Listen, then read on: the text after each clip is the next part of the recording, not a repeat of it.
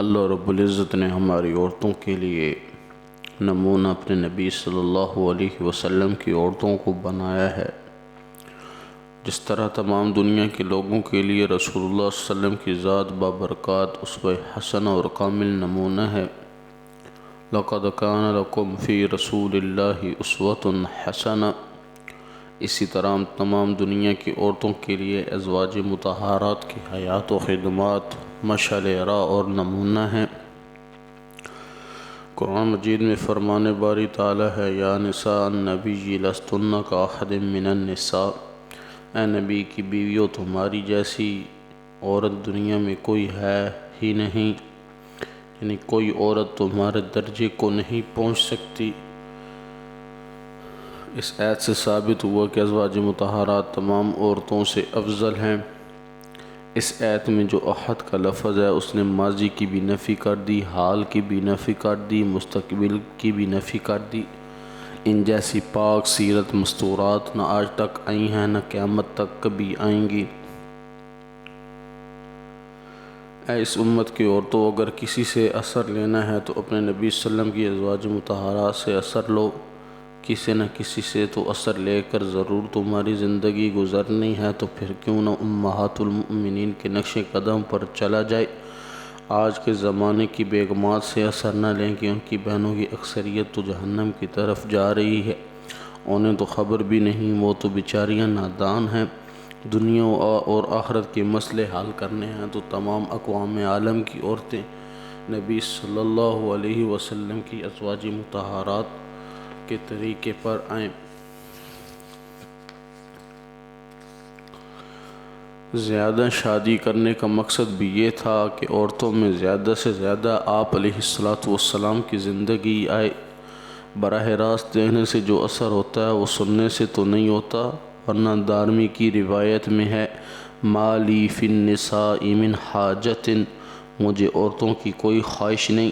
اگر آپ صلی اللہ علیہ وسلم کو خواہش ہوتی تو 25 سال کی عمر میں 40 سال کی عورت سے شادی کرتے، 25 سال اسی ایک عورت کے ساتھ کیا گزار دیتے، اور پھر بڑھاپے میں نکاح کرنے شروع کیے تو 11 بیویاں ہو گئیں۔ چونکہ اسلام کا جب ایک معاشرہ قائم ہو گیا، ماحول بن گیا، تو اب ضرورت تھی عورتوں میں اسلام کی زندگی بن جانے کی، تو زیادہ سے زیادہ سکھانے والیوں کی ضرورت پڑی۔ ایک عورت کہاں تک سکھائے گی، لہذا آپ صلی اللہ علیہ وسلم کی شادیاں زیادہ ہوئیں تاکہ آپ صلی اللہ علیہ وسلم کی بیویاں براہ راست آپ صلی اللہ علیہ وسلم کو دیکھیں، پھر جو آنکھوں دیکھا ہے وہ آگے عورتوں کو بتائیں۔ لیس الحبر کالمعاینۃ، دیکھا سنا کوئی برابر ہوتا ہے۔ ازواج مطہرات سے اصلاح امت کا کام لینا مقصود تھا، اس لیے کثرت سے شادیاں کی گئیں اور انہیں خصوصی طور پر تیار کیا گیا، اور ان کو خصوصی طور پر ہدایت کر دی گئی تھی کہ وہ یکسوئی کے ساتھ پیغمبر صلی اللہ علیہ وسلم، پیغمبر علیہ السلام سے اکتساب فیض کریں، کیونکہ انہیں نبی صلی اللہ علیہ وسلم کی تعلیمات کو پوری طرح اور امت مسلمہ تک ان تمام باتوں کو پہنچانا تھا۔ اس سلسلے میں سیدہ عائشہ صدیقہ رضی اللہ عنہا کا کردار خصوصی اہمیت کا حامل ہے۔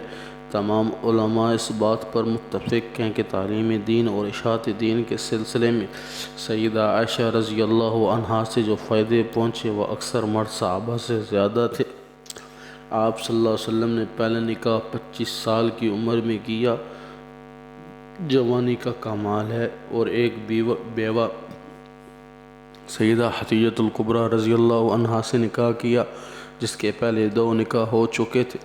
پھر 54 سال کی عمر میں سیدہ سودا رضی اللہ عنہا اور سیدہ عائشہ رضی اللہ عنہا سے نکاح فرمایا۔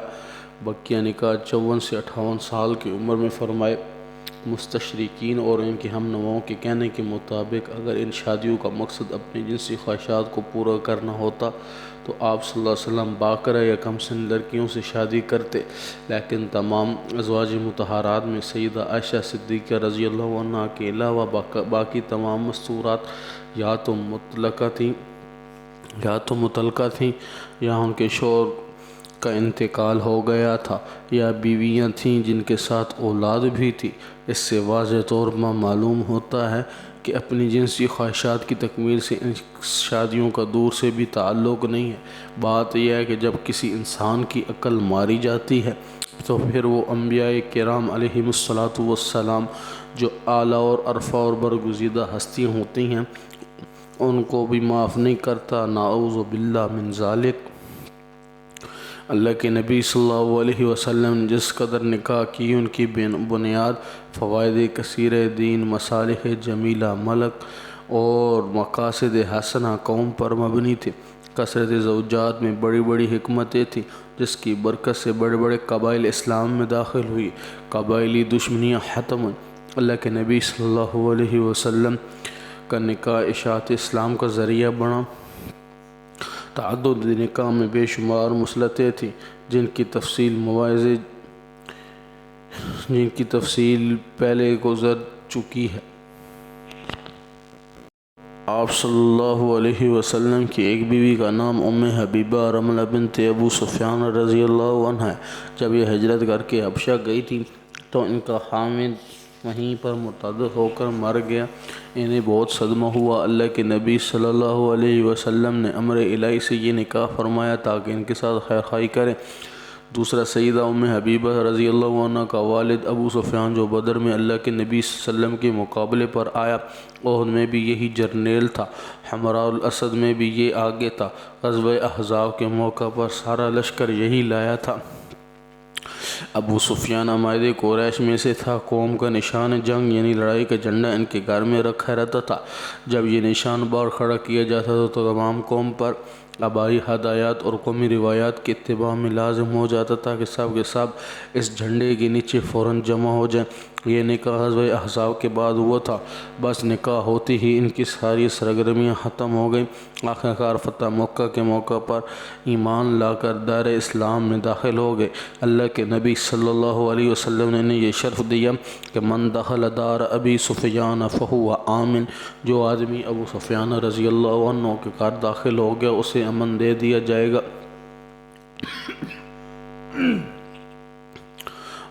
دوسرا، آپ صلی اللہ علیہ وسلم کی ایک بیوی سیدنا میمونہ رضی اللہ عنہ نجد کی رہنے والی تھی۔ ایسا علاقہ جہاں 69 صحابہ کرام رضوان اللہ تعالی علیہم اجمعین کو شہید کر دیا گیا۔ ان کے ایمان لانے کی برکت سے بڑے بڑے خاندان اسلام میں داخل ہوئے۔ نجد کا اکثر علاقہ سیدنا میمونہ رضی اللہ عنہ سے نکاح کی برکت سے اسلام میں داخل ہوا۔ ان کی ایک بہن حضرت عباس رضی اللہ عنہ کے نکاح میں تھی، ایک حضرت حمزہ کے گھر میں تھی، ایک خالد بن ولید رضی اللہ عنہ کی والدہ ہیں اور ایک نجد کے حاکم کے گھر والی ہیں۔ تیسرا نکاح آپ صلی اللہ علیہ وسلم نے سیدہ جویریہ رضی اللہ عنہ سے فرمایا۔ ان کے والد قبیلہ بنی مستلق کے بڑے مشہور ڈاکو تھے۔ یہ قبیلہ جنگجو تھا، مسلمانوں کا بڑا دشمن تھا۔ جب سیدہ جویریہ رضی اللہ عنہ صلی اللہ علیہ وسلم کی نکاح میں آئی تو یہ سارا قبیلہ اسلام میں داخل ہوا۔ 100 کے قریب اس قبیلے کی بانیاں تھیں، وہ سب آزاد کر دی گئیں۔ بعض روایات میں ہے کہ ان کی برکت سے 100 میل تک اسلام پھیلا۔ ام المؤمنین سیدہ زینب بنت جحش رضی اللہ عنہ کا نکاح خالص اسلامی اغراض اور مصالح کے دینی پر مبنی تھا۔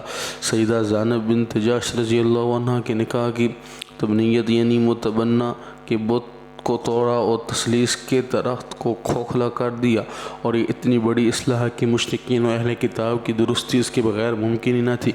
سیدہ عائشہ، سیدہ حفصہ، سیدہ ام سلمہ رضی اللہ عنہ سے علم الہی کا کام لینا تھا۔ دین کا تیسرا حصہ ازواج مطہرات سے امت تک پہنچا۔ 2000 سے زیادہ احادیث صرف سیدہ عائشہ رضی اللہ عنہ سے منقول ہے۔ سیدہ ام سلمہ رضی اللہ عنہ کے فتاوے بڑے مشہور ہیں۔ 127 روایات آپ رضی اللہ عنہ سے مروی ہیں۔ سیدہ حفصہ رضی اللہ عنہ سے 60 حدیثیں مروی ہیں۔ حضرات صحابہ کرام رضوان اللہ تعالی علیہم اجمعین کو زندگی کے کسی گوشے میں جب بھی کوئی پیچیدگی پیش آئی تو وہ گھر کے داخلی چیزوں کے بارے میں تھی تو ازواج مطہرات سے آ کر پوچھتے تھے۔ یہ ایسے فوائد ہیں جن کے لیے نبی صلی اللہ علیہ وسلم کی کسی عمدہ تدبیر کو ہاتھ سے جانے نہیں دیتے تھے۔